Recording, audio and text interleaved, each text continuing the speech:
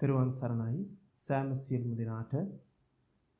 අද දවසේදී අපි සූදානම් සිටින්නේ සදහම් යාත්‍රා ධර්ම සාකච්ඡාමය වැඩසටහන ආරම්භ කිරීමටයි.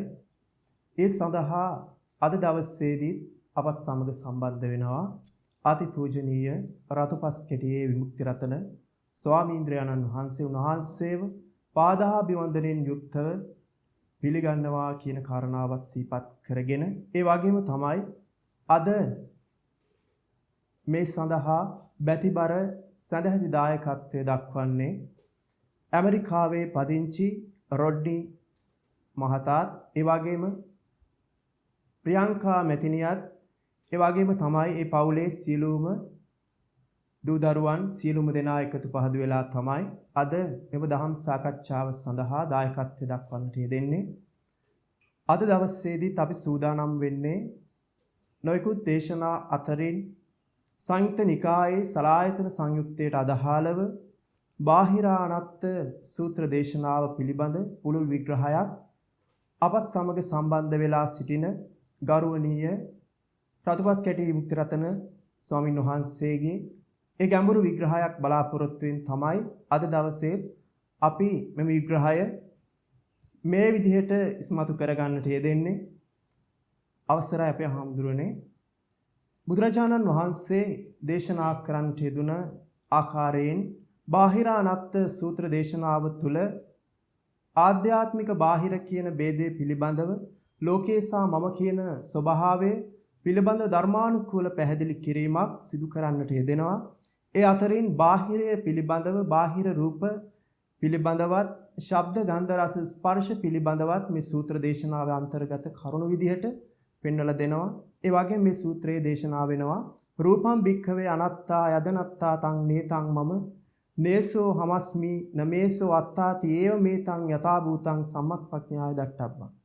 ඒ වගේම තමයි ශබ්ද ගන්ධ රස පොට්ටබ්බා ධම්මා කියන ස්වභාවයනුත් යදනත්තා නේතං මම නේසෝ හමස්මින මේසෝ අත්තාති ඒව භූතං යථා භූතං සම්මක්ඛඥාය දට්ඨබ්බං විදිහට විග්‍රහ කරලා තියෙනවා. ඒ වගේම තමයි මේ කාරණාවන් අවබෝධයේදී නාපරං ඉත්තත්තායාති පජානාති. එහෙනම් මෙන්න මේ ස්වභාවය අවබෝධ කිරීමම කලයුත්තෙන් ඉවත් කලයුත්ත කළ අවසන් විදිහට බුදුරජාණන් වහන්සේ මේ සූත්‍රයේදී විග්‍රහ වෙනවා. අවසර අපේ හාමුදුරනේ මේ විග්‍රහය අනුව රූපය පිළිබඳව කතා කරනකොට අපි බාහිර රූප විදිහට තමයි මේ සූත්‍රයේ විග්‍රහ වෙන්නේ.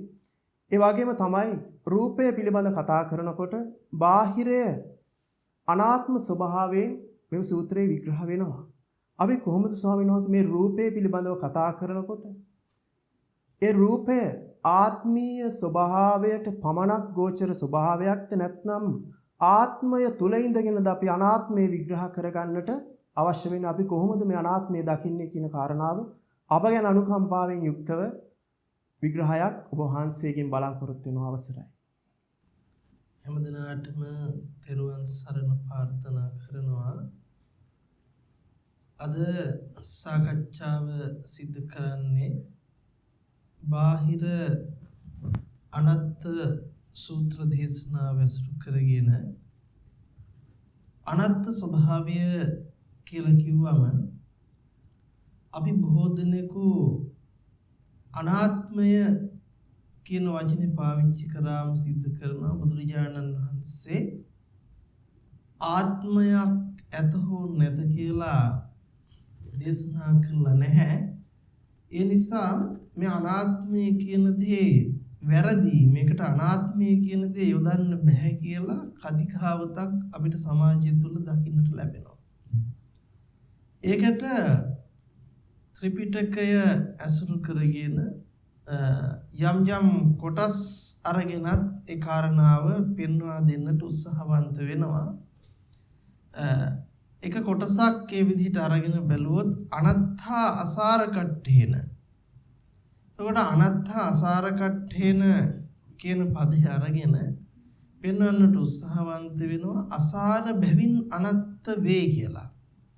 නමුත් එතකොට අපි තේරුම් ගන්න වෙනවා අනත්ත කියන පදේ තේරුම ගන්නෙ නැතුව අසාර කට්ඨේන කියන පදේ අරගෙන අසාර බැවින් අනත්තයයි කියලා අපිට කියන්නට පුළුවන් කමක් නැහැ.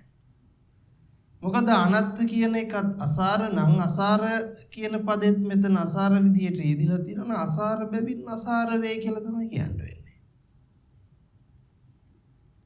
එතකොට මෙතන අනාත්මයි කියලා කියන්නේ ආත්ම වාදයේ ඉඳලා අනාත්මය බැලීම නොවේ. සත්පුජ්‍යල ආත්මයක් තියනවා කියන තැන ඉඳලා සත්පුජ්‍යල ආත්මයක් නැත කියන අන්තයට බහිනව නෙවෙයි. අපි මෙතනදී අනාත්මය විග්‍රහ කරගන්නකොට තේරුම් ගන්න ඕන ආත්ම වාදයෙන් තොර බැවින් අනාත්මයි. ඒ කියන්නේ ආත්ම වශයෙන් පුජ්‍යල වශයෙන් අපි මේ අරගෙන තියෙන අරගන්න බැරි ධර්මතාවයක්. හේතුඵල න්‍යාය අපි ආත්මීය වශයෙන් අරගෙන තමයි කටයුතු කරන්නේ. ඒක තමයි ලෝකයේ ස්වභාවය. ඒතොර මෙතනදී අනාත්මය කතා කරනකොට අපි තේරුම් ගන්න ඕන ආත්ම වාදයෙන් තොර බැවින් අසාරයි. ඒ කියන්නේ අපිට සත්පුජ්‍යල ආත්මයක් වශයෙන් අරගෙන සාරත්වයේ ඉලහ සලකන්න බෑ කියන එක තමයි අනත්ත අසාර කට්ටියන කියලා කියන්නේ. එහෙම නැතුව අනත්ත කියලා කියන්නේ අසාරයි කියන එක නෙවෙයි. අනත්ත බැවින් අසාර වේ. ඒතර අනත්ත බැවින් අසාර වේ කියලා කියන්නේ පුජ්‍යල වශයෙන් ගත නොහැකි නිසා. අපි පුජ්‍යල වශයෙන් දරාගෙන ඉන්නේ දෘෂ්ටියක් නිසා. එතකොට ඒ දෘෂ්ටිය පුහු දෘෂ්ටියක්, ඇත්ත දෘෂ්ටියක් නෙවෙයි. එතකොට එවැනි පුහු දෘෂ්ටියක් ඇතුලේ සාරවත් බවක් බලාපොරොත්තු වෙන්න බෑ. පුහු බීජයකින් අපිට ඵලයක් බලාපොරොත්තු වෙන්න බෑ වගේ මෙතනත් පුහු දෙයකින් එහෙම නැත්නම් පුහු ධර්මතාවයක් ඇතුලේ සාරත්වයක් බලාපොරොත්තු වෙන්න පුළුවන් කමක් නැහැ. ඉතින් එවැනි අර්ථයකින් තමයි අනත්ත අසාර කට්ඨේන කියන විග්‍රහය අපි තේරුම් ගන්නට උවමනා කරන්නේ. බුදුරජාණන් වහන්සේ ආත්ම දෘෂ්ටිය බැහැර කරනවා මිසක අනාත්මය බැහැර කරලා නැහැ. ඒකත් අපි තේරුම් ගන්න ඕන. සත්වයක පුජ්‍යලයක ආත්මයක් සසරෙන් සසරට හෝ භවයෙන් භවයට ගමන් කරනවා කියන ආත්මීය දෘෂ්ටිය බැහැර කළා මිසක බුද්ධ ශාසනය තුල අනාත්මය බැහැර කළා නැහැ. ඒතර අනාත්මය තුල වැරදි විදිහට වටහා ගන්නට එපා. පුජ්‍යලයක ඇත නැත කියන අන්තිකට නෙවෙයි බහින්නේ, පුජ්‍යලත්වයෙන් තොරයි. ඒතර පුජ්‍යලත්වයෙන් තොර තැනක පුජ්‍යලයක ඉන්නවද නැද්ද කියන කාරණාව අදාළ වෙන්නේ නැහැ. එහෙමනම් අපි තේරුම් ගන්න ඕන පුජ්‍යලත්වයෙන් තොර තැනක ආත්මීය දෘෂ්ටියකින් තොර තැනක අපිට ආත්මයක් තියනවද නැද්ද කියන කතාවක් කියදෙන්නේ නැහැ. ඒකට ආත්මය අසුරු කරගෙන තමයි ආත්මය තියනවද නැද්ද කියන කියදෙන්නේ. නමුත් මෙතන අනාත්මය කියලා කියන්නේ ආත්මීය දෘෂ්ටියක් යෙදෙන්නේ නැති පටිච්ච සමුප්පාද හේතුඵල න්‍යායික ධර්මතාවයක් කියන එක. ඒක අපි මුලින්ම මේ විග්‍රහයේදී තේරුම් ගන්නට උවමනයි. ඊළඟ කාරණාව තමයි අපි රූපය වෙන් කරනකොට අපි වෙන් කරනවා අධ්‍යාත්මික රූප සහ බාහිර රූප වශයෙන් ප්‍රධානව. එතනදී බාහිර සහ අභ්‍යන්තර වශයෙන් රූපය අපි වෙන් කරන්නේ රූපේ මත පිහිටලා. ඒක තමයි ලෝක ස්වභාවය. ලෝකේ වෙන් කරගෙන තියෙන විදිය. ලෝකයා රූපය වෙන් කරගන්නේ නිතරම රූපය ඇති බවට ගිහිල්ලා. ඒකට රූපය ඇති බවට ගියාට පස්සේ බාහිර වූ වර්ණ සද්ද ගන්ධ රස ස්පර්ශ රූපයත් ආධ්‍යාත්මික වූ ඇහැ කන නාසය දිව ශරීරය නැමැති රූප ටිකත් වෙන් කරන්න පුළුවන්. ඒකට රූපය ඇති බවට ගියාට පස්සේ ඇහැ කන නාසය දිව ශරීරය මනස සහිත පුජ්‍යලයක් වෙන් කර ගන්නවා. ඊට පස්සේ පුජ්‍යලයාට මුණ ගැහෙන රූප සද්ද ගන්ධ රස ස්පර්ශ ධම්ම කියන රූප ටිකක් බාහිර වශයෙන් පනව ගන්නවා. එතකොට අපි මෙතනදී තේරුම් ගන්නට උවමනා කරන්නේ අපි පෙර සාකච්ඡාවලදී රූපය ගැන මනාකොට විග්‍රහයන් සිදු කරගත්තා. එතනදිත් අපේ රූපය අනිත්‍ය ස්වභාවය දුක්ඛ ස්වභාවය පිළිබඳ විග්‍රහ කරගත්ත රූපය යථාර්ථය තුලින්. ඒතර මෙතනදී අපිට විශේෂයෙන්ම රූපය අනාත්මය ගැන කතා කරන්නේ. ඒතකොට යම්කිසි කෙනෙක් රූපය අනාත්මය කතා කරනකොට බාහිර රූප ඇත ඒ රූපය මුණ ගැහෙන කෙනෙක් ඇත කියලා දෘෂ්ටිය තුල බැහැගෙන ඒ පුජ්‍යලයා රූපය අනාත්මය බලවට වැඩක් වෙන්නේ නැහැ. එතකොට ඒ ආත්ම දෘෂ්ටියේ ඉඳගෙන අනාත්මය බලනවා. ඒ කියන්නේ ආත්මය කියන තැන බැහැගෙන ආත්මය නැති බවට බලනවා. ඇති ආත්මය නැති බවට බලන්න හදනවා. ඒක තමයි මෙතන සිද්ධ වෙන්නේ. ඒ නිසා අපි මනාකොට තේරුම් ගන්න වෙනවා මුලින්ම මේ රූපය ඇති බවට හඳුනාගත්තා වූ දෝෂය තුල තමයි ආධ්‍යාත්මික රූපය සහ බාහිර රූපය වශයෙන් රූපය වෙන් කරන්න පුළුවන්කම තියෙන්නේ. අපි බාහිර රූපයේ ඇති සැටියෙන් අවබෝධ කරගත්තොත් තමයි මෙතනදී අනාත්ම ස්වභාවය මතු කරගන්න පුළුවන්. එතකොට බාහිර රූපයේ ඇති සැටියෙන් අවබෝධ කරනවා කියනකොට ආධ්‍යාත්මික රූපයේත් ඇති සැටියෙන් අවබෝධ වෙනවා. මේ කාරණා සියල්ල එකිනෙකට සම්බන්ධව පවතිනවා. රූපය ගැන විග්‍රහයේදී අපි නිතරම තේරුම් ගන්න ඕන රූපය ගැන අපි නිතරම කතා කරන්නේ ලෝකෙ පැත්තේ. ලෝකෙ පැත්තේ ඉඳලා තමයි රූපය ගැන කතා කරන්නේ. රූපය මුණ ගැහෙන පැත්තකින් ඉඳලා. ලෝකයට රූපේ මුණ ගැහෙනවා. ලෝකයට තමන්ව මුණ ගැහෙනවා, රූපේ මුණ ගැහෙනවා. ඒ වගේම තමන් ලෝකේ පරිහරණය කරන විදිය තමයි මුණ ගැහෙන්නේ.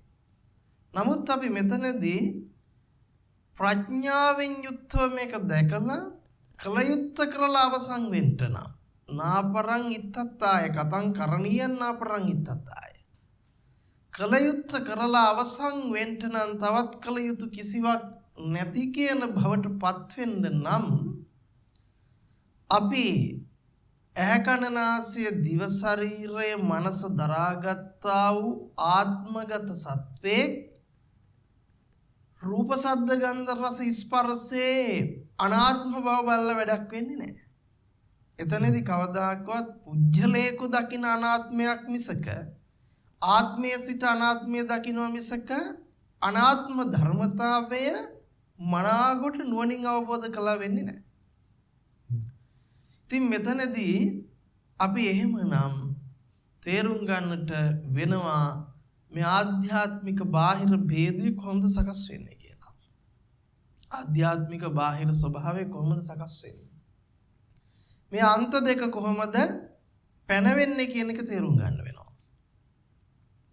මේ අන්ත දෙක පැනවෙන විදිහ තේරුම් ගන්නට නම් අපිට ලෝකය තේරුම් ගන්න වෙනවා. මොකද ආධ්‍යාත්මිකයි බාහිරයි කියන ආයතන සම්බන්ධ කරගත්තොත් ඒ සම්බන්ධය තුළ අපි කතා කරන්නේ ලෝකය ගැන. ඇයි? ලෝකෙ මුණ ගැහෙන විදිහනේ කතා කරන්නේ. ඇහැට රූප මුණ ගැහෙනවා, කනට ශබ්ද මුණ ගැහෙනවා, නාසයට ගන්ධ මුණ ගැහෙනවා, දිවට රස මුණ ගැහෙනවා, කයට ස්පර්ශ මුණ ගැහෙනවා, මනට ධම්ම මුණ ගැහෙනවා කියන තැනකින් තමයි අපි කතා කරන්නේ. ඒ මට්ටමේ. එතකොට ඇහැ කන නාසය දිව ශරීරය මනස නිත්‍ය ධර්ම බවට පත් කරගෙන රූප ශබ්ද ගන්ධ රස ස්පර්ශ ධම්ම නිත්‍ය බවට පත් කරගෙන ඒ නිත්‍ය වූ ස්ථිර වූ ලෝකෙක නිත්‍ය ස්ථිර වූ පුජ්‍යලේ ලෝකෙ සමග ගනුදෙනු කරනවා කියන තැනක ඉඳලා තමයි ලෝකයා ලෝකෙ ගැන විග්‍රහ කරගන්නේ. නමුත් අපිට භාග්‍යවතුන් වහන්සේ පෙන්වන්නේ නිතරම මේ ලෝකය අපිට මුණ ගැහෙනවා නම් මුණ ගැහෙන්නේ පංච උපාදානස්කන්ධ අධ්‍යක්ීමක් විදිහට. ඒ පංච උපාදානස්කන්ධ අධ්‍යක්ීම වෙනම එකක් ලෝකෙ වෙනම එකක් නෙවෙයි. ඒක අපි තේරුම් ගන්න ඕන. අපි හිතන් ඉන්නේ ලෝකෙ වෙනම එකක් පංච උපාදානස්කන්ධ අධ්‍යක්ීම තව එකක් කියලා. ලෝකය මුණ ගැහෙන්නේ පංච උපාදානස්කන්ධයට. තියෙන ලෝකේ පංච උපාදානස්කන්ධයෙන් හඳුනා ගන්නවා කියලා හිතන් ඉන්නේ. නමුත් අපි තේරුම් ගත යුතුයි තියෙන ලෝකේ පංච උපාදානස්කන්ධයෙන් හඳුනා ගන්නව නෙවෙයි. පංච උපාදානස්කන්ධයේම වැරදි අවබෝධය නිසා තියෙන ලෝකයක් බවට පත් කරගන්නවා. ඒක තමයි යෙදෙන්නේ. පංච උපාදානස්කන්ධ ක්‍රියාවලියේ පිළිබඳ පවතින අනවබෝධය. පංච උපාදානස්කන්ධයේ ඇත්ත ඇති සැටියෙන් නොදන්නාකම නිසාම ලෝකයේ ඇති බවට පනව ගන්නවා. ඔක තමයි කරන්නේ. ලෝකයේ ජීවත් වෙන මම ඇති බවට පනව ගන්නවා. ඒක තමයි වරදවාගත් දෘෂ්ටිය. එහෙම නැත්නම් අයෝනිසෝ මනසිකාරය කියලා කියන්නේ. අපි හැමනම් යෝනිසෝ මනසිකාරයටපත් වෙන්න නම් සම්මා ප්‍රඥාවෙන් යුක්තව නිවර්දි දැක්මෙන් යුක්තව මේක දර්ශනයටපත් වෙන්න නම් රූප වේදනා සංඥා සංකාර විඥාන පහ ඇසුරු කරගෙන මුලාවටපත් වෙන ලෝකයේ ඇති බවට ගන්න, ලෝකයේ කෙනෙක් ජීවත් වෙන බවට ගන්න, ලෝකයේ අත්දකින්න කෙනෙක් ඉන්න බවට ගන්න දෘෂ්ටිය බිඳ ගන්නට වෙනවා. ඒ දෘෂ්ටිය බිඳ ගන්නේ නැතුව අපිට අනාත්මය දකින්න පුළුවන් කමක් නැහැ. ඒ තාක්කල් මේ දෘෂ්ටිය ඇතුළේ ඉන්නකන් ඒක ආත්ම දෘෂ්ටියක්. ආත්මීය හැඟීමක්. ඒ හැඟීම ඇතුළේ ඉඳගෙන අපි අනාත්මය බැලුවට වැඩක් වෙන්නේ නැහැ කියන කාරණාවත් අපි මූලික වශයෙන් මෙතනදී සාකච්ඡා කරගත යුතු වෙනවා. එතකොට එහෙමනම් අපි බලමු කොයි විදිහටද මේ පංච උපාදානස්කන්ධ ක්‍රියාවලිය තුල සත්ව පුජ්‍යල භාවයකට එහෙම නැත්නම් ලෝකයේ ඇති බවට අසු වෙන්නේ කියලා. ඒක තේරුම් ගමු. දැන් අපිට බැලූ බැලමට පේනවා අපි හිතමු යම්කිසි කෙනෙක් පිට්ටනියකට යනවා. පිට්ටනියක් තුල ඉඳලා ඒ පුජ්‍යලයා අහස දිහා බලනවා. ඉර පායන විදිහ බලන් ඉන්නවා. රාත්‍රියට හඳ නැගෙන විදිහ බලනවා. තරු පායන විදිහ බලනවා. අවට පරිසරයේ සුන්දරත්වය වින්දනය කරනවා. මෙහෙම ඉන්න ගමන් ඒ කෙනායි පරිසරය ගැන වර්ණනා කරගන්න පටන් ගන්නවා. මේ ලෝකෙ කොයිතරම් සුන්දරද?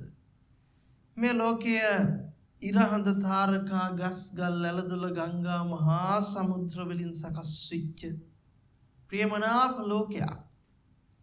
මේ ලෝකේ පරිසරයේ සුන්දරත්වය වින්දනය කරමින් මං වාසය කරනවා. මෙන්න මේ විදිහට යා ලෝකේ පිළිබඳ අත්දකිනවා.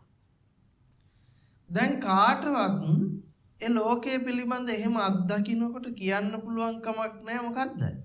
මේක බොරුවක් කියලා කියන්න බෑ. ඇත්ත විදිහටම ඇත්ත වෙලාම හම්බ වෙනවා. මොකද්ද ඇත්ත විදිහටම ඇත්ත වෙලාම හම්බ වෙනවා. නමුත් අපි නිතරම තේරුම් ගන්න වෙනවා මේ ඇත්ත වෙලා හම්බ වෙනවා කියන්නේ මොකද්ද කියලා. දැන් අපි සමහර විට කියන ලෝකය මේ අත්දකින්න එක හීනයක් වගේ. අපි එහෙමත් කියනවා. ඒතර හීනයක් කියන්නේ මොන වගේ එකක්ද? හීනයක් කියන්නේ මොන වගේ එකක්ද? දැන් අපි හිතමු යම් කිසි කෙනෙක් නිින්දට යනවා. නිදා ගන්න යනවා. එතකොට ඒ කෙනා නිදා ගන්න යනකොට ඒ නිින්ද එක්කම යාට හීනයක් පේන්න පටන් ගන්නවා. නිින්දේදී හීනයක් පේනවා. නමුත් දැන් නිින්ද ගියාට පස්සේ යා නිින්දේ ගිහිල්ලා කියලා දන්නේ නැහනේ. නමුත් යා හීනය තුල අත්දකින්නවා Taman ජීවත් වෙන විදිය. Taman රැකියාවට යන විදිය. ඒ රැකියාවේ උසස් තනතුරක් Tamanට ලැබෙන විදිය. ඒ රැකියාව තුල යා නිරත වෙන විදිය. සේවකයෝ සමග ගනුදෙනු කරන විදිය. මිල මුදල් වැඩියෙන් හරියම්ම කළ යාන වාහනයක් ගේන විදිහ යාට හීනෙන් දර්ශනය වෙනවා. ඒ වෙලාවට යා ඒ යාන වාහනයක ගනුදෙනු කරනවා. අපි හිතමු යා විවාහ වෙනවා නම් ඒ විවාහ විච්ච කාන්තාව එක්ක ගනුදෙනු කරනවා පුජ්‍යලයා. තොර මේ විදිහට සේවකයෝ එක්ක ගනුදෙනු කරනවා.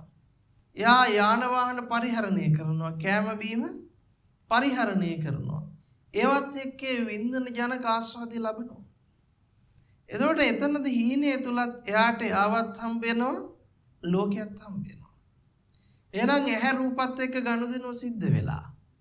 කන ශබ්දත් එක්ක ගනුදෙනුව සිද්ධ වෙලා. නාසය ගන්ධත් එක්ක ගනුදෙනුව සිද්ධ වෙලා. දිව රසයත් එක්ක ගනුදෙනුව සිද්ධ වෙලා. නමුත් යථාර්ථයේ බැලුවොතින් මොකද්ද මෙතන සිද්ධ වෙලා තියෙන්නේ? අපි කියයි අපි ඉන්න මානසික මට්ටම තුල ඒක හීනයක් මිසක ඒක ඇත්තක් නෙවෙයි කියලා. නමුත් හීනේ දකින්න තැනදී කවදාකවත් ඒක ඇත්තක් නෙවෙයි බොරුවක් කියලා හිතෙන්නේ නැහැ කියනවා. කිසිවෙකුට එහෙම හිතෙන්නේ නැහැ. එතකොට හීනෙන් අවදි වුණාට පස්සේ මොකද්ද තියෙන්නේ? අවදි වුණාට පස්සේ තමයි එයා දන්නේ මොකක් කියලාද? අවදි වුණාට පස්සේ දන්නවා දැන් මේක හීනයක්. මේක ඇත්තටම මෙහෙම මම ඉඳලත් නැහැ. එහෙම ලෝකෙ තිබිලත් නැහැ. එහෙම මට වාහන ලැබිලා නැති බව දන්නවා. මම විවාහ වෙලා නැති බව දන්නවා. මට රැකියාව උසස් වීමක් ලැබිලා නැති බව දන්නවා.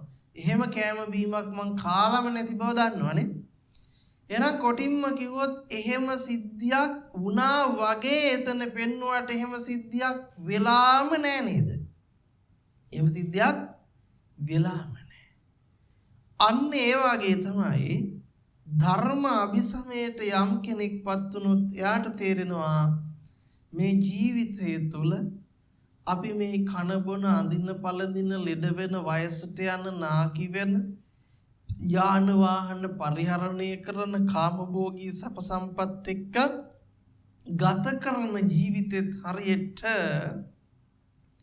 සිද්ධ වෙන්නම බැරි සිද්ධ වෙලාම නැති නමුත් අවිද්‍යාවෙන් නිද්‍රාශීලීව ඉන්නකම් සිද්ධ වුණු භවටම හම්බ වෙන දෙයක් බව. හරියට අර නින්දෙදි දැකපු හීනයක් වගේ කියලා අවබෝධයටපත් වෙනවා නින්දෙන් නැගිට්ටම. අන්න ඒ වගේ තමයි අවිද්‍යා අඳුර තුල හිතාගෙන හිටපු දෘෂ්ටි මායාවක් බව ප්‍රත්‍යක්ෂ වෙනවා. එයා ප්‍රඥාවෙන් නැගිටලා බැලුවට පස්සේ. ප්‍රඥාවෙන් පිබිදිලා බැලුවට පස්සේ. එහෙම නැත්නම් අවිද්‍යාවෙන් නැගිටලා ප්‍රඥාවෙන් දකින්නට තේරෙනවා මම මෙච්චර කල් මේ හිතන් හිටියේ මේක මේ ඇත්තක් මම විසින් මේක භුක්ති විඳා කියලා බැලී නම් එහෙම දෙයක් වෙලාම නැති වෙන්නම බැරි තැනක තමයි විච්ඡ භවට වෙලා තියෙන බවට රැවටිලා හිටි ජේ කියන අවබෝධයටපත් වෙනවා. අන්නේ අවබෝධය ප්‍රත්‍යක්ෂ කරගත්තොත් යම් මොහොතක එයාට අලුතෙන් අමුතු අනාත්මයක් දකින්න ඕනේ නැහැ. අනාත්මය තේරෙන්න පටන් ගන්නවා. අනාත්මය අවබෝධ වෙන්න පටන් ගන්නවා. එතකොට අපි මෙහෙම කල්පනා කරමුකෝ. දැන් හීනේදී රූපයක් දකින්න. රූපේ දකින්නේ කවුද හීනෙන්? Taman දකින්නේ. Taman රූපේ පරිහරණය කරනවා. දැන් එතකොට හීනේ තුල නේද Taman ඉන්නෙත් රූපේ තියෙන්නේ. හීනේ තුල තමයි Taman ඉන්නේ රූපේ තියෙන්නේ රූපේ දකින්නේ. එතකොට හීනේ ඇතුලේ තමයි මොනා කරන්නේද? ඇහැ කන නාසය දිව ශරීරයෙන් යුක්ත තමාවත් රූප ශබ්ද ගන්ධ රස ස්පර්ශයෙන් යුක්ත ලෝකයක් කියන දෙකම දැන් කොහෙද හම්බ වෙලා තියෙන්නේ? හීනේ ඇතුලේ. එතකොට ඒ ටික පරිහරණය කරන්නේ කොහෙද? හීනේ ඇතුලේ. හැබැයි හීනේ ඇතුලේ නිද්‍රාශීලීව ඉන්නකම් මොකක්ද ඒක? හීනයක්ද ඇත්තද? හීනයක්ද ඇත්තද? ඒක ඇත්ත. අන්න ඒ වගේ අපි මෙතන තේරුම් ගන්නට වෙනවා මේ හීනයට අපි උපමා කරන පංච උපාදානස්කන්ධය. මොකද්ද? පංච උපාදානස්කන්ධ ක්‍රියාවලිය. හීන ක්‍රියාවලිය තමයි පංච උපාදානස්කන්ධ ක්‍රියාවලිය. ඒතර මේ පංච උපාදානස්කන්ධ ක්‍රියාවලිය ඇතුලේ ඔබත් ඉන්නවා ලෝකෙත් තියෙනවා. කොටින්ම කිව්වොත් ඇහැ කන නාසය දිව ශරීරයෙන් සකස් වෙච්ච ඔබට හම්බ වෙනවා රූප ශබ්ද ගන්ධ රස ස්පර්ශ ටික ඔබට හම්බ වෙනවා. දැන් අවිද්‍යාව ඇතුලේ ඉන්නේ. ඒතර මේක ප්‍රඥාවෙන් ලියා ගන්න තාම අවදි වෙලා නැහැ. ඒ නිසා දැන් අවිද්‍යාව ඇතුලේ ඉන්න කෙනා මොකද්ද කරන්නේ? මේක ඇතුලේ හිතන් ඉන්නවා රූප දකින්නකොට අම්මේ මමමයි දකින්නේ මරු රූපේ. අම්මාරකේ කැත මේ විදිහට ප්‍රියමනාප රූපයක ගනුදෙනුව සිද්ධ කරනවා. අප්‍රිය අමනාප රූපයක ගනුදෙනුව සිද්ධ කරනවා. උපේක්ෂා සහගත රූපයක ගනුදෙනුව සිද්ධ කරනවා. වර්ණ රූප, ශබ්ද රූප, ගන්ධ රූප, ස්පර්ශ රූප මේ සියල්ල එක්ක ගනුදෙනුව සිද්ධ කරනවා. හැබැයි ඇත්තටම මේ ගනුදෙනුව සිද්ධ කරන්නේ මොකක් ඇතුළේද? පංච උපාදානස්කන්ධය ඇතුළේ. දැන් සම්පූර්ණයෙන්ම අපිට හිතෙන්නේ මේ ගනුදෙනුව සිද්ධ කරන්නේ කවුරු කියලාද? මම කියලා. කවුද සිද්ධ කරන්නේ? මම. නමුත් ඇත්තම කතාව මේ මම කියලා අපි ගන්නෙ මොකද්ද? පංච උපාදානස්කන්ධයේ ග්‍රහණය තමයි මමත්වය. රූපේ මම වෙමි, මම රූපේ වෙමි, රූපය තුල මා ඇත, මා තුල රූපය ඇත. වේදනාව මම වෙමි, මම වේදනාව වෙමි, වේදනාව තුල මා ඇත, මා තුල වේදනාව ඇත. සංඥාව මම වෙමි, මම සංඥාව වෙමි, සංඥාව තුල මා ඇත, මා තුල සංඥාව ඇත. සංඛාරේ මම වෙමි, මම සංඛාරේ වෙමි, සංඛාරය තුල මා ඇත, මා තුල සංඛාරය ඇත. විඥානේ මම වෙමි, මම විඥානේ වෙමි, විඥානය තුල මා ඇත, මා තුල විඥානය ඇත. කොටින්ම කිව්වොත් රූප වේදනා සංඥා සංකාර විඥාන පහ ඔබට මොකක් වෙලාද? ඇත්ත වෙලා. තියෙන බවටපත් වෙලා. මොකක්ද එතකොට මේ රූපය කියලා කිව්වේ? ඔබට ඇත්තටම පරිහරණය කරන්නට වර්ණ රූපයක්, ශබ්ද රූපයක්, ගන්ධ රූපයක්, රස රූපයක්, පොට්ටබ්බ රූපයක් තියෙන බවටපත් වෙලා. ඒක ඔබට වින්දනය කරන්න පුළුවන් බවටපත් වෙලා. වින්දනය කරන්නේ කොහොමද? ඒකේ දිග පළල උස මහත හැඩහුරුකම් නේ. ඒකේ තියෙන වර්ණ ගන්ධ රස මේ සියල්ලම එක්ක මොකද කරන්නේ? ඒකෙන් මෙහෙම කරනවා අරහෙම කරනවා කියලා ගත සංඛාර පොදියත් එක්ක මොකක් කළාද? විඥානයත් එක්ක ගනුදෙනු පවත්තලා.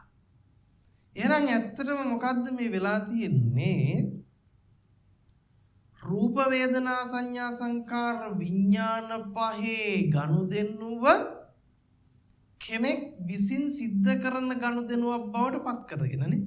කෙනෙක් විසින් සිද්ධ කරන ගනුදෙනුවක් බවට පත් කරගෙන. එහෙනම් මේ රූප වේදනා සංඥා සංකාර විඥාන පහේ ඇත්ත මොකද්ද? කෙනෙක් කරනවද? මේක ඉබේ වෙනවද? අනිකෙක් විසින් කරනවද? එතකොට අපි හිතමු දැන් හීනේ පැයක් දැක්කත් හීනේ පැයක් කියලා හිතමුකෝ සම්මතයෙන් දකින්නේ හීනේ පැයක් කියලා. හැබැයි ඒ පැය ඇතුළත ඔබ අවුරුද්දක දේවල් දකින්නවා කියලා හිතන්න. මේ පැය ඇතුළත අවුරුදු ගාණක් ඔබ ජීවත් වෙලා කාලා බීලා වයසට ගිහින් විවාහ වෙලා දරුමල්ල හදලා විශ්‍රාම සුවයටපත් වෙනකන් හීනේ දැකලා කියලා හිතන්නකෝ. හැබැයි අවුරුදු ගාණක් හීනේ ජීවත් වෙලා ඇහැරලා බැලුවම තේරෙනවා මේක මේ එක මොහොතක නිින්ද ගිය තප්පරයට සිද්ධ වෙච්ච අත්දැකීමක් කියලා. අන්න ඒ වගේ තමයි ප්‍රඥාවන්තයාට තේරෙනවා මේ අවුරුදු ගාණක් ජීවත් වුණා වගේ දැනෙන.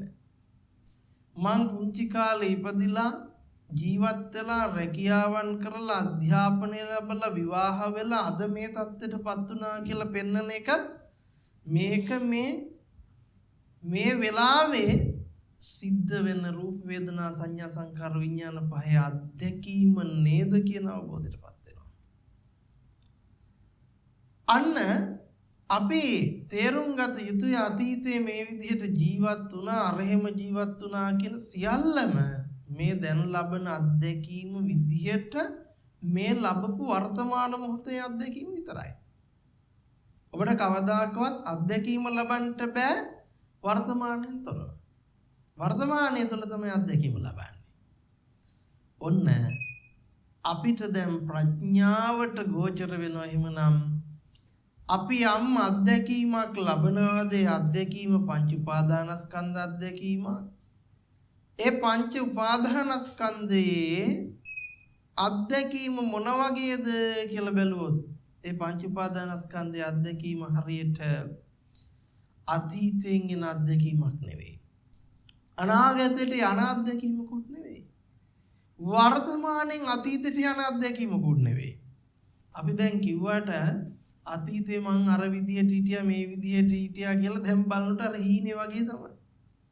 හිටපු තැනට යන්න බෑ. අර හීනේ තුල මෙව්ව කරා අරව කරා කියලා මතකයක් තියෙනවා. හීනෙන් අතනට ගියා මෙතනට ගියා මේවා කෑවා මෙව්වා බිව්වා අර විදියට මං හිටියා නාකි වුණා කියලා මතකයක් තියෙනවා. අන්න ඒ වගේ තමයි අපිට අපේ ජීවිතය ඇතුළෙත් ගත්තම අරම හිටියා මං අරහෙ ගියා මෙහෙ ගියා මෙව්වා කරා අරව කළා කියලා දැන් මොකක්ද මතකයක් තියෙනවා. නමුත් අය කරපු තැන රිවර්ස් ගහන්න බෑ. ඒක නැවත කවදාකවත් ඒ අත්දැකීම ලබන්න බෑ. ලැබුවායේ කියලා මතකයක් තියෙනවා මඤ්ඤණාවක් තියෙනවා. ඕක තමයි සිද්ධ කරගෙන තියෙන්නේ. එහෙනම් ඔන්න අපි තේරුම් ගන්නවා ලැබෙනවා නම් ලැබෙන්නේ වර්තමානික අත්දැකීමක් පමණයි. ඒ අත්දැකීමේ ස්වභාවය අපි ඊළඟට තේරුම් ගන්න ඕන.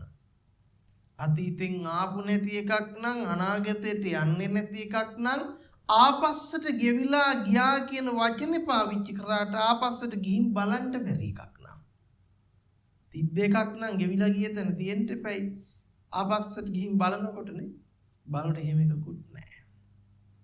එහෙම එකකුත් නැහැ. එහෙනම් ක්‍රියාවලිය කියන එක නිතරම පනවලා තියෙන්නේ කොයි විදිහටද? ක්‍රියාවලිය සිද්ධ වුණු බවට පනවන්නේ අර හීනේ ඇතුලේ කවුද? හීනේ ඇතුලේ හීනේ දැක්ක පුජ්‍යල භාවය. පුජ්‍යල භාවය. හැබැයි හීනේ ඇතුලේ පුජ්‍යල භාවයක් තිබුණා මිසක කාපු බීපු ඇවිදපු ජීවත් වෙච්ච පුජ්‍යලයක් හිටියද හීනේ ඇත්තටම? එතකොට ඒ කාපු බීපු ඇවිදපු ජීවත් වුණු අත්දකපු ලෝකෙ තිබ්බද හීනේ ඇතුලේ? හීනේ ඇතුලේ ලෝකෙ තිබ්බා. නමුත් ඇත්තටම තිබ්බද? බලනකොට හීනයක් මිසක එවැනි ලෝකයක් තිබිලාම නැහැ. එවැනි ගනුදෙනුවක් සිද්ධ වෙලාම නැහැ. එහෙනම් ගනුදෙනුවක් සිද්ධ වෙලාම නැති තැනක එවැනි අත්දැකීමක් ලැබලාම නැති තැනක අත්දැකීම ලැබුවද නැද්ද? ලැබපු බවට රැවටිලා හිටියා. රැවටිලා හිටියා. අන්න ඒ වගේ තමයි අපි මේ වෙලාවේ ලෝකේ ජීවත් වෙමින් ලෝකේ පරිහරණය කරමින් ලෝකයේ අත්දැකීම් ලබන බවට කවුද කියන්නේ? පේනවා කියලා කවුද කියන්නේ? පේනවා කියන මඤ්ඤණාවෙම දෝෂයක් තියෙනවා. පේනවා කියන මඤ්ඤණාවෙම දෝෂයක් තියෙනවා. එතකොට පෙනිච්ච දේ පිළිබඳ දෝෂය ගැන අලුතෙන් කතා කරන්න ඕන නේ. ඇයි? පෙනීමම දෝෂ සහිතයි නම් පෙනීමම අවිද්‍යාව සහගත නම් පෙනීමම පුජ්‍යල භාවයෙන් පෙන්නනවා නම් පෙනීමම හීනයක් නම් හීනේ ඇතුලේ තියෙන දේවල් ගැන වර්ණනා කර ඒක ගැන කතාව කොහොමටත් දෝෂ සහිත බව අපි තේරුම් ගන්න ඕන. ඔන්න එහෙනම් අපි තේරුම් ගත යුතුයි මේ දැන් ලබනවා නම් අත්දැකීමක් පෙනීමේ ඇහිීමේ දැනීමේ දැනගැනීමේ කියලා. ඒ පේනවා ඇහෙනවා දැනෙනවා දැනගන්නවා කියලා දැනගන්න සිතට කියන විඥානය කියලා. අද සිතට කියන විඥානය කියලා.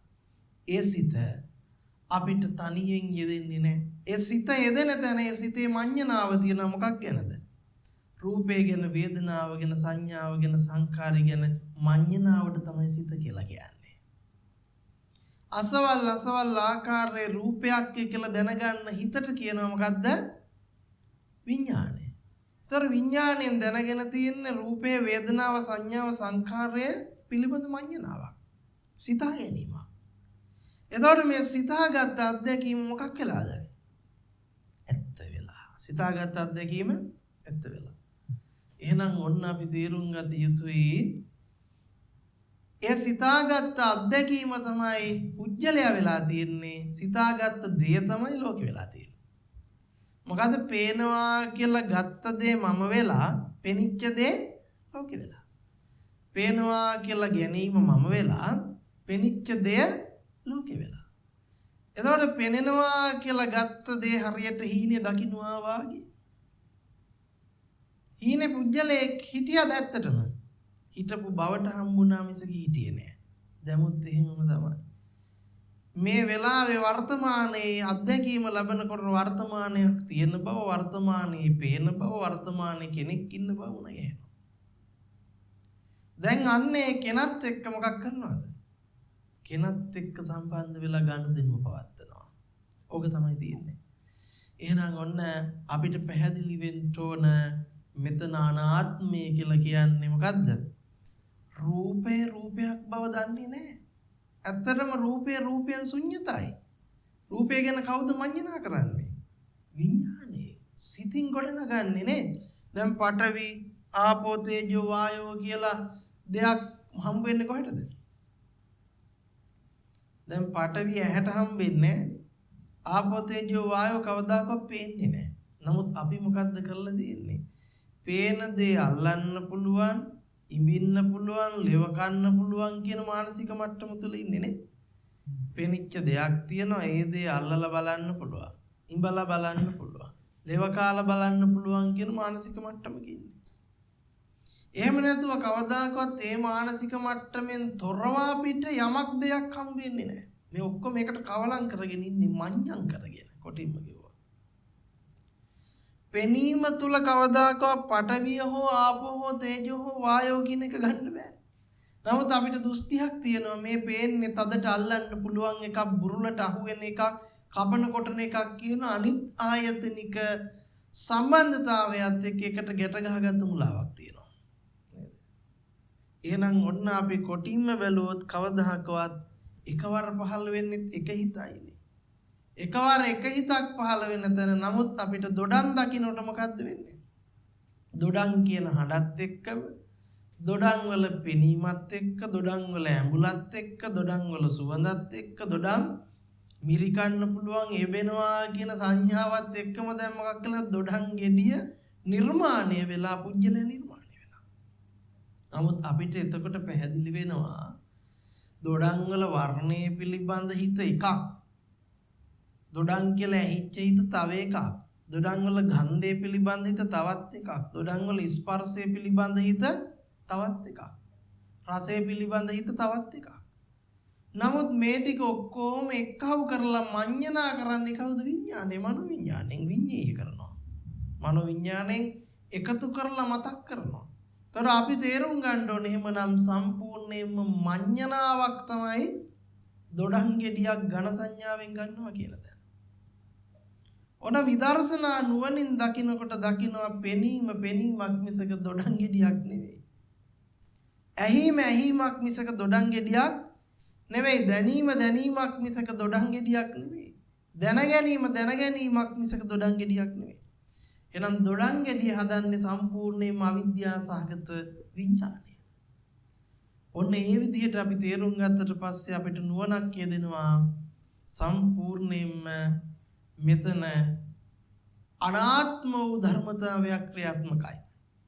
ඒ කියන්නේ රූපේට රූපේ හඳුනන්නේ නැති තැනක වේදනාවට වේදනාව හම්බ වෙන්නේ නැති තැනක, සංඥාවට සංඥාව හම්බ වෙන්නේ නැති තැනට, සංඛාරයට සංඛාරය හම්බ වෙන්නේ නැති තැනක මොකක් කරලා තියෙනවද?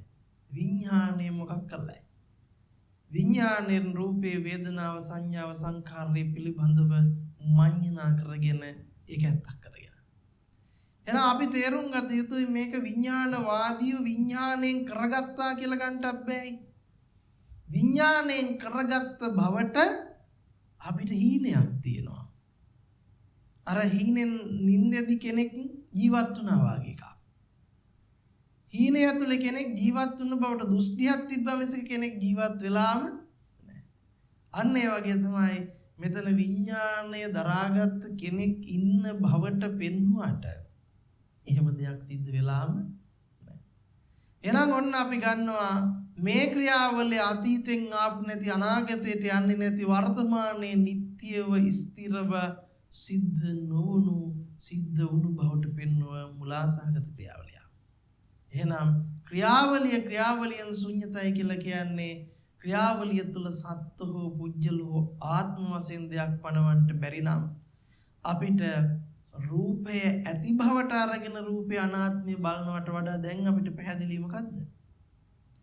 ඇති බවට ගැනීම තුල ආත්ම සංඥාවට කොටු වෙන බවත් යථාර්ථය දකිනකොට අනාත්මය පැහැදිලි වෙන බවත්. එහෙනම් රූපේ අනාත්මය දකින්න ඕන, ඇති බවට ගත්ත රූපේ අනාත්මය නෙවෙයි කියන එක අපිට මනාකොට මෙතනදී පැහැදිලි වෙනවා. එහෙමයි සන්නස්. බොහොමත්ම පැහැදිලි විග්‍රහයක් උන්වහන්සේ විසින් ඉදිරිපත් කරා මේ රූපය පිළිබඳව ආත්මීය වශයෙන් ආත්මයක් තුල බැහැගෙන අනාත්මය විග්‍රහ කරගන්නට පුළුවන් කමක් නැහැ කියන ස්වභාවය පිළිබඳවත් ඒ වගේම ආධ්‍යාත්මික කියනකොට අපිට යම්කිසි තැනක වන ක්‍රියාවලියක් විදිහට යම්කිසි වස්තුවක් විදිහට අවයවයක් විදිහට අපිට මේ ඇස කියන ස්වභාවය කනනාසය දිවකය මන කියන ස්වභාවයක් මූලික කරගෙන බාහිර අනාත්මයක් දකින්නට පුළුවන් කමක් නැහැ කියන අවබෝධය තමයි මේ පංච උපාදානස්කන්ධයේ අවබෝධයේ විදිහට උන්වහන්සේ බොහොමත් පැහැදිලිව මේ රූපය පිළිබඳ විග්‍රහ කරන්නට යෙදුණා. ඒ වගේම ස්වාමීන් වහන්සේ බුදුරජාණන් වහන්සේ මේ සූත්‍ර දේශනාව තුලම විග්‍රහ වෙනවා ශබ්දය පිළිබඳවත් ගන්ධය රස ස්පර්ශය සහ ධම්ම කියන ස්වභාවයන් පිළිබඳවත් ඒ ආකාරයෙන්ම අනාත්මය විස්තර කරලා මේ සියලුම බාහිර රූපයන් ආත්ම වශයෙන් ගන්නට පුළුවන් කමක් නැහැ කියන තැනදී මේද සම්‍යක් ප්‍රඥාය දක්ටබ්බා මේ සම්‍යක් ප්‍රඥාවෙන් දකින්න කියන තැනට තමයි බුදුරජාණන් වහන්සේ මේ සූත්‍ර විග්‍රහය අවසානයේදී විස්තර කරලා තියෙන්නේ. ඒ වගේම ගත්තොත් ස්වාමීන් වහන්සේ අපි ශබ්දය ගැන කතා කරනකොට අපිට ආපහු කතා කරන්න සිද්ධ වෙන්නේ ඔබ වහන්සේ විග්‍රහ කරා වගේම චක්කු විඥානය තුළ ඒ ලබන අත්දැකීම තුලින්ම ආපහු අපිට ලෝකයක බාහිර ස්වභාවයක් පනවාගෙන ඒ පනවාගත් ස්වභාවය තුළ තියෙන අනාත්මයක් ගැන විස්තරයක් විදිහට තමයි අපිට කතා කරන්න සිද්ධ වෙන්නේ. නම් අපි ඒ ගැන කතා කරනකොට අපි කොහොමද ස්වාමීන් වහන්සේ මේ ආධ්‍යාත්මික කියන ස්වභාවය ගැන කතා කරනකොට බොහෝ දෙනෙක් කියන ආධ්‍යාත්මික කියලා කියන්නෙම දකින්නට බෑ කියලා කියන ස්වභාවයක් නොවේ. එහෙම තියනවා නම් අපිට ඉදිරිපත් කරලා පෙන්වන්න කියලා සමහර ඇතෝ අපිට යම්කිසි වෙලාවන් වලදී සම්පූර්ණ සාකච්ඡාවන් වලදී අපිට ඉදිරිපත් කරපු කාරණා එක්ක අපිට කතා කරන්නට සිද්ධ වෙලා තියෙනවා. ඒ වගේම ස්වාමීන් වහන්සේ මේ ආධ්‍යාත්මික කියනකොට ඇත්තට මේ වචනය තුලම තියෙනවා ආධ්‍යාත්මික කියන ස්වභාවය තමයි දකින්නට බෑ කියන ස්වභාවය. ආධ්‍යාත්මය කියන්නේ දකින්නට පුළුවන් දෙයක් නොවනවා කියන ඒ විග්‍රහය මම හිතන්නේ මේ වචනය තුලම सिद्ध කරලා තියෙනවා. ඒ ගැනත් අපිට වහන්සේගෙන් යම්කිසි වහන්සේගේ දැක්මට අනුව අපිට ඒ ගැන විස්තරයක් කරලා දෙන්න කියලා ඉල්ලීමක් කරන ගමන් ශබ්දය ගන්ධය රසය ස්පර්ශ ධම්ම කියන ස්වභාවයන් ඉස්මතු කරමින් මේ විග්‍රහය කරලා දෙන්න කියලා වහන්සේ ඉල්ලනවා. අපි රූපය වර්ණ රූපය ගැන කතා කළා වගේමයි එවැනි ආකාරයටමයි සත්ත්ව රූපේ ගන්ධ රූපේ රස රූපේ පොට්ටබ්බ රූපේ ධම්ම රූපේ යෙදීමත් සිද්ධ වෙන්නේ. මෙතනදී ලෝකයාට කොයිම මොහොතකවත් පංච උපාදානස්කන්ධයේ යථාර්ථය අවබෝධ නොවි මේ ආධ්‍යාත්මික බාහිර කියන ගැටෙන් නිදහස් වෙන්න පුළුවන් කමක් නැහැ. ලෝකයා සාධාරණයි ඇහැ කන නාසය දිව ශරීරය දකින්න පුළුවන් අවයව විදිහට දරාගත්ත දරාගෙනilla. ඒක බොහොම සාධාරණයි. අපි ඕක මනුස්ස ලෝකෙ පැත්තෙන් විතරක් කතා කරලා විසඳ ගන්නට බෑ. අපි බ්‍රහ්ම ලෝකෙ පැත්තෙන් බැලුවොත් බ්‍රහ්මයෝ ඉන්නවා ඇහැයි කනයි විතරයි උපදින්නේ. එතකොට එයාගෙන් අහන්න තියෙන ප්‍රශ්නයක් විදිහට අපිට ඉදිරිපත් කරගන්න පුළුවන් වෙනවා එහෙමනම් මේ ඇහැ කන කොහෙද පිහිටලා තිබ්බේ?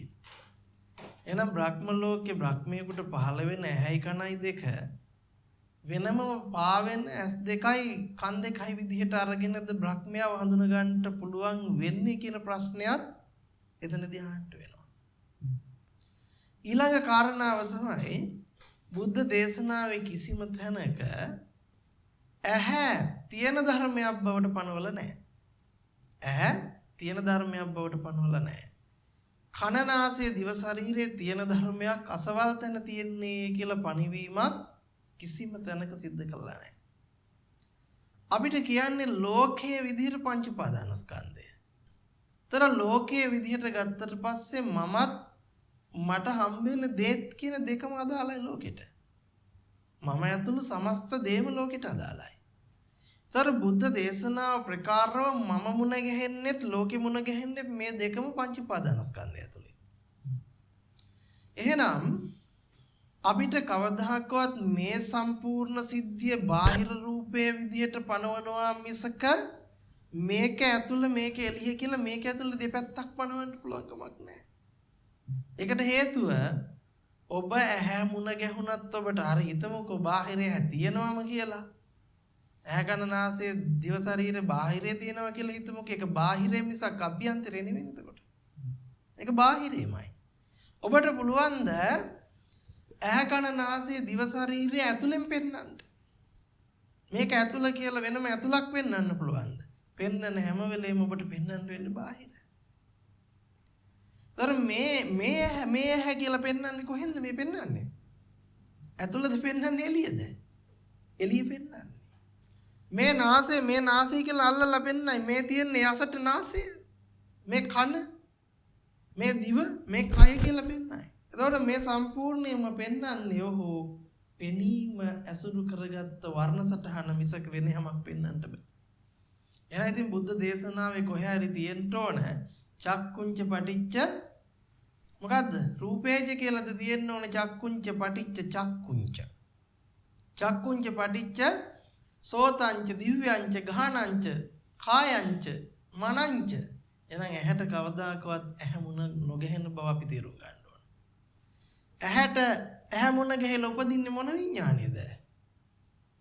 ඇහැට කන මුණ ගැහිලා උපදින්නේ මොන විඥානේද? ඇහැට නාසය මුණ ගැහිලා උපදින්නේ මොන විඥානේද? ඒතර අපිට කියන්න වෙන්නේ චක්කුංච පටිච්ච චක්කුංච උප්පජ්ජති මොන විඥානං? ඩබල් චක්කුංච විඥානං කියලා තමයි අපිට කියන්න වෙන්නේ. ඒතර අපිට එහෙම කියන්න පුළුවන් කමක් නැහැ.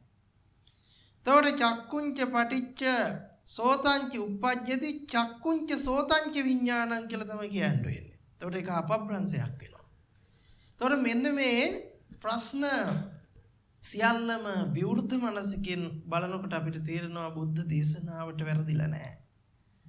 ලෝකයා හිතාගෙන ඉන්න දෘෂ්ටියට කොහොමද පංච උපාදානස්කන්ධ ක්‍රියාවලියට කොටු වෙලා ඒක ඇතුලේ මාවත් හම්බෙලා ලෝකෙත් හම්බෙලා ඒක ඇත්ත කරගෙන ඒ ජීවත් වෙන මම ලෝකේ බලන විදිය බල ඉඳී. මට කැමති විදියට ලෝකේ නෑ කැමතිසේ ලෝකේ නෑ කියලා හිතා ඉඳී. කැමතිසේ නෑ තමයි. ඉතින් කැමතිසේ නෑ කියලා මැරෙන්නද කියන්නේ? කැමතිසේ නෑ කියලා හිතා උඩ බලාගෙන ඉන්නද කියන්නේ? හැබැයි කැමතිසේ නෑ කියන එක ලෝකේ එක කොටසක් විතරයි. ලෝකේ එක දුකක් විතරයි. කැමතිසේ නැති හින්දා දුකේ ඉන්නේ එක කොටසකට විතරයි. මොකද්ද? බුදුරජාණන් වහන්සේ අපිට පෙන්නනවානේ. ජාතිපි දුක්ඛ, ජරාපි දුක්ඛ, ව්‍යාධිපි දුක්ඛ, මරණම්පි දුක්ඛං, ප්‍රියේහි විප්පයෝගෝ දුක්ඛෝ, අප්‍රියේහි සම්පයෝගෝ දුක්ඛෝ, යම්පි ඉච්ඡන් නලබති තම්පි දුක්ඛ. නේද? යම් ප්‍රිය ඉච්ඡාවක් වේද එසේ නොලබීම දුකක්. ඒක අපි බැහැර කරන්නේ නැහැ.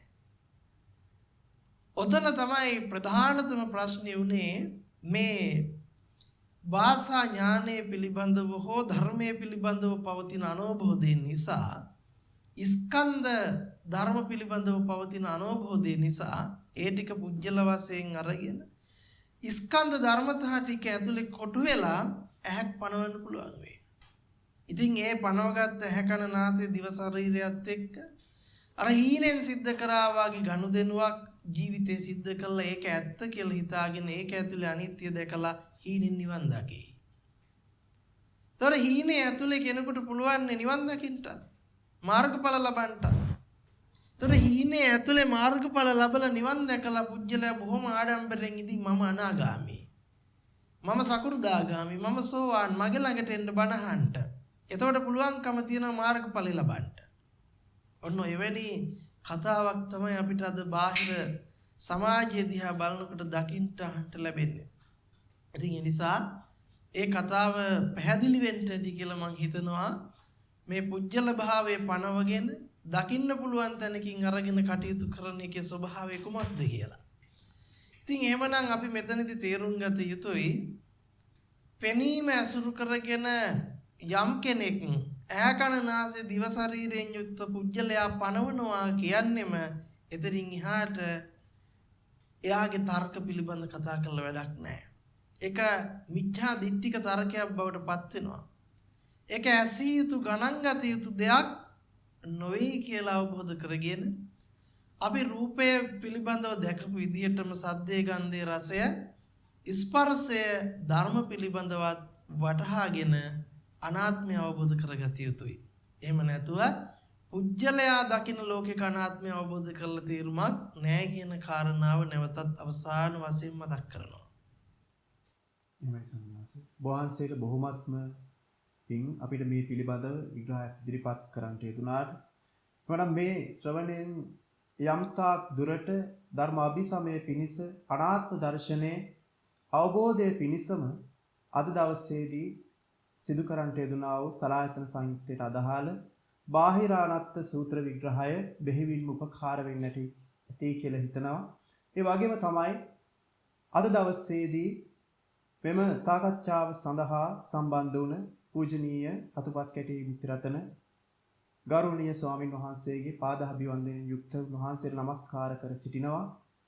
අප උදෙසා මහානුකම්පාවෙන් යුක්තව මෙම වැළලී යන්නට යෙදුනා වූ ඒ සද්ධර්මයේ අපට ඉස්මතු කරලා දේශනා කරන්නට යෙදුනා නිසාවෙන් ඒ වගේම තමයි මෙම සාකච්ඡාව මේ ආකාරයෙන් සාර්ථකව කරගෙන යන්නට සැදැහැති දායකත්වයේ දක්වන්නට යෙදුනා ඇමරිකාවේ පදිංචි රොඩ්නි මහතාත් ප්‍රියංකා මැතිනියත් සහ ඒ සියලුම දූදරු පවුලේ සියලුම දෙනාත් එකතු වෙලා තමයි අද දවසේදී දායකත්වයේ දරන්නට යෙදුනේ.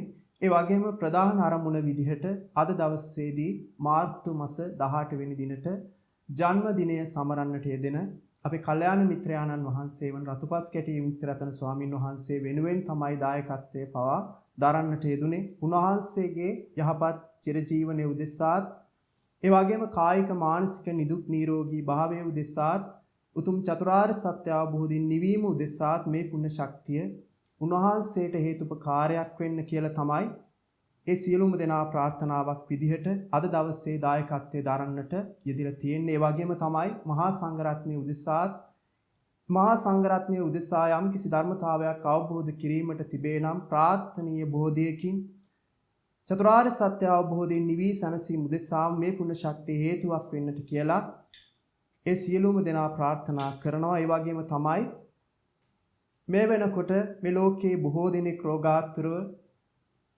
මේ අවස්ථාවේදී ධර්මයක් ශ්‍රවණය කර ගැනීමට නොහැකිව බොහෝ දුක්ඛිත ස්වභාවයකින් ඉන්න වෙලාවක ඒ සියලුම දෙනා සිහිපත් කරගෙන යැත්තන්ටද මේ පුණ්‍ය ශක්තිය හේතු කොටගෙන උතුම් චතුරාර්ය සත්‍යයෙන් නිවී සැනසීම උදෙසා මේ පුණ්‍ය ශක්තිය හේතුපකාරයක් වෙත්වා කියලා ප්‍රාර්ථනා කරනවා.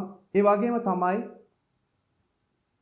අපවත් බුද්ධ ශාසනයවත් මැනවින් රකින්නට යෙදෙන සතර වරම් දිව්‍ය රාජෝත්තමයන්න් වහන්සේලා ප්‍රධාන සියලුම සම්‍යක් දෘෂ්ටික දෙවියන් වහන්සේලාට මේ පුණ්‍ය ශක්තිය අනුමෝදන් කරමින් වහන්සේලාද මේ පුණ්‍ය ශක්තිය අනුමෝදන් කරගනිත්වා. ඒ වගේම පින් බලාපොරොත්තුෙන් යම් තාක් පිරිසක් සිටිනම් සතර වර්ගයේ සියලුම ඥාති කොටාසයන් මේ පුණ්‍ය ශක්තිය අනුමෝදන් කරගනිත්වා. දැකබලා සතුටු සිත් ඇති කරගනිත්වා. මේ පුණ්‍ය ශක්තිය අනුමෝදනාවෙන් යුක්තවම මේ බුද්ධ ශාසනය තුලදීම සියලුම දෙනාට උතුම් නිවනින් නිවී සැනසීම උදෙසා ප්‍රඥා පෞරක් පාරමිතා ධර්මයක් බවටම පත්වෙත්වා. සියලුම දෙනාට තෙරුවන් සරණයි. යහපතක්ම වෙත්වා.